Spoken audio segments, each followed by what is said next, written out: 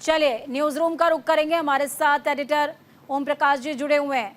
Sir, तैयारी पूरी है मोदी की हैट्रिक सरकार की, और इस बीच कैबिनेट के लिए जो कुर्सियां हैं उनकी तादाद बता रही है कि संख्या जो है वो 68 के आसपास रहेगी।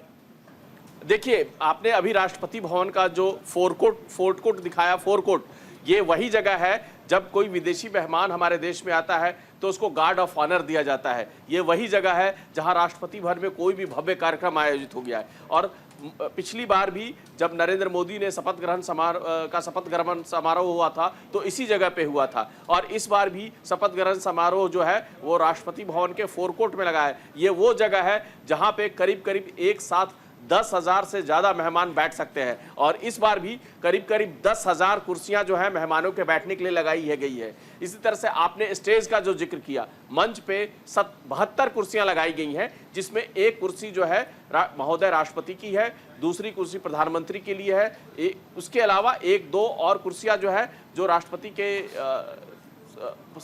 के साथ होंगे उनके लिए लगाई गई है, उनके अंगरक्षकों के लिए। बाकी सारी कुर्सियां जो हैं जो संभावित मिनिस्टर हैं उनके लिए है। तो ये भव्य दृश्य जो है राष्ट्रपति भवन का, ये अपने आप में कुछ कहता है, बहुत कुछ कह रहा है। और मेहमान जो है 5 बजे से ही गेट खोल दिया गया था राष्ट्रपति भवन को, अभी करीब करीब 20 मिनट हुआ है। आप देख रहे हैं कि मेहमान आके अपनी अपनी जगह पे बैठने लगे हैं। करीब करीब 10,000 मेहमानों के आने की संभावना है। इसके अलावा हमारे विदेशी मेहमान जो है उनका अराइवल करीब करीब 6 बजे के बाद शुरू होगा।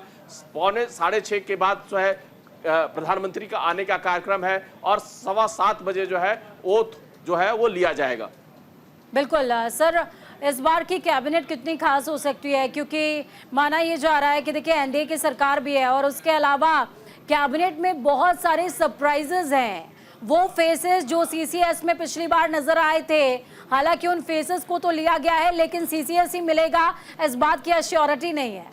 देखिए, आज सुबह प्रधानमंत्री ने जब हाई टी पार्टी दी थी और उसमें जितने लोगों को इनवाइट किया गया था, उसके आधार पे आप ये अनुमान लगा सकते हैं करीब करीब 20 ऐसे मंत्री हैं जो पिछली सरकार में मंत्री थे और इस बार उन्हें शपथ नहीं दिलाई जाएगी। उसमें बड़ा नाम जो है स्मृति ईरानी का है, अनुराग ठाकुर का है, या फिर जो अर्जुन मुंडा का है, या ऐसे सांसद जो हार गए हैं चुनाव, उनको भी इस बार मौका नहीं मिल रहा है। इस बार देखिए गठबंधन की सरकार बन रही है, जेडीएस है, जेडीयू है, टीडीपी है, एलजेपी है, इन सब दलों के जो है मंत्री इसमें शामिल हो रहे हैं इस बार की सरकार में।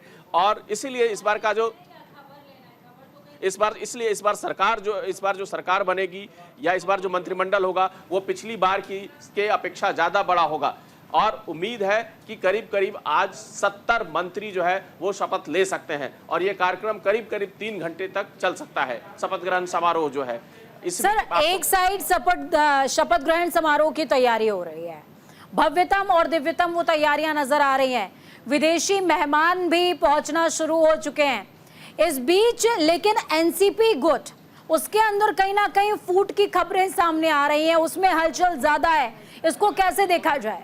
देखिए, एनसीपी में क्या हुआ है कि एनसीपी को चुनाव में जो अपेक्षा थी महाराष्ट्र में, वो उसको अपेक्षित सीटें नहीं मिल पाई हैं। वो एनडीए का हिस्सा है, लेकिन जिस तरह से बाकी दलों ने प्रदर्शन किया है उस हिसाब से जो अजित गुट रहा है, जो एनसीपी जो अजित गुट है वो एनडीए के साथ था, लेकिन उनके सांसद नहीं जीत पाए हैं जितनी अपेक्षा थी। इसीलिए अभी वहाँ खींचतान चल रही है, आपस में एनसीपी के नेताओं में जो खींचतान चल रही है। मंत्री बन सकता है, यहाँ सरकार की मोदी की बीजेपी की तरफ से ऑफर है कि आप नाम भेजिए, लेकिन पार्टी के अंदरूनी मामले में अभी तक पार्टी ने किसी का नाम नहीं भेजा है।